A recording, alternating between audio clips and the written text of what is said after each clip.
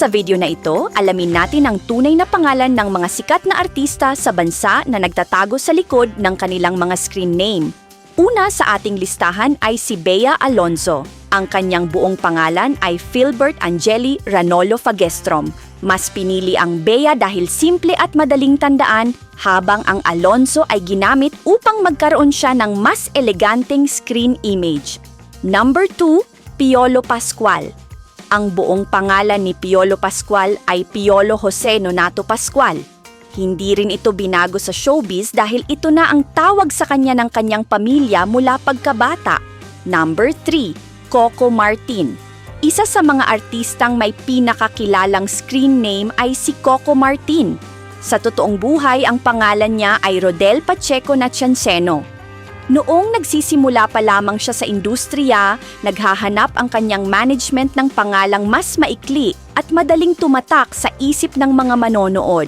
Kaya ipinanganak ang pangalang Coco Martin na kalaunan ay naging isa sa pinakamalalaking pangalan sa Philippine entertainment. Number 4, Vice Ganda. Kung Vice Ganda ang pag-uusapan, marami ang nag-aakalang ito na talaga ang kanyang pangalan. Ngunit ang tunay niyang pangalan ay Jose Marie Borja Visceral. Ang salitang Vice ay mula sa kanyang apelidong Visceral, habang ang Ganda ay idinagdag upang ipakita ang kanyang masayahin at confident na personalidad na minahal ng publiko. Number 5, Dingdong Dantes. Kung kilala natin siya bilang Dingdong Dantes, sa kanyang birth certificate naman ay nakalagay ang pangalang Jose Sixto Gonzales Dantes III. Ang Dingdong ay matagal na niyang palayaw, kaya ito rin ang ipinagpatuloy niyang gamitin bilang artista. Number 6, Andrea Brillantes. Ang tunay niyang pangalan ay Ramona Andrew Blythe Daguio Gorostiza.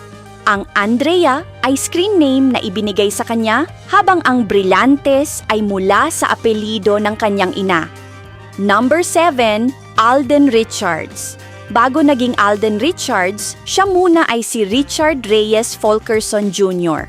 Pinili ng kanyang management ang bagong pangalan upang magkaroon siya ng natatanging pagkakakilanlan at hindi siya mapagkamalan sa ibang artistang Richard din ang pangalan. Number 8, Maine Mendoza. Si Maine Mendoza naman ay ipinanganak bilang Nicomaine Day Capili Mendoza. Kung mapapansin mo, ang pangalang Maine ay galing mismo sa hulihan ng kanyang first name na Nicomaine. Ito rin ang tawag sa kanya ng kanyang pamilya bago pa siya sumikat.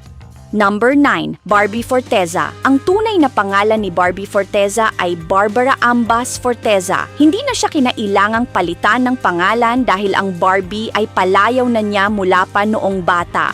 Number 10, Kim Chiu. Si Kim Chiu ay may buong pangalang Kimberly Sue Yap Chiu. Sa halip na gumawa ng bagong screen name, ginamit na lamang ang natural niyang nickname na Kim. Alin sa mga artistang ito ang pinakaikinagulat ka sa tunay nilang pangalan? At may iba ka pa bang artistang alam na gumagamit din ng screen name? I-comment mo sa ibaba ang sagot mo. Huwag ding kalimutang mag-like, mag-subscribe, at pindutin ang notification bell para hindi ka mahuli sa susunod nating showbiz stories at trivia.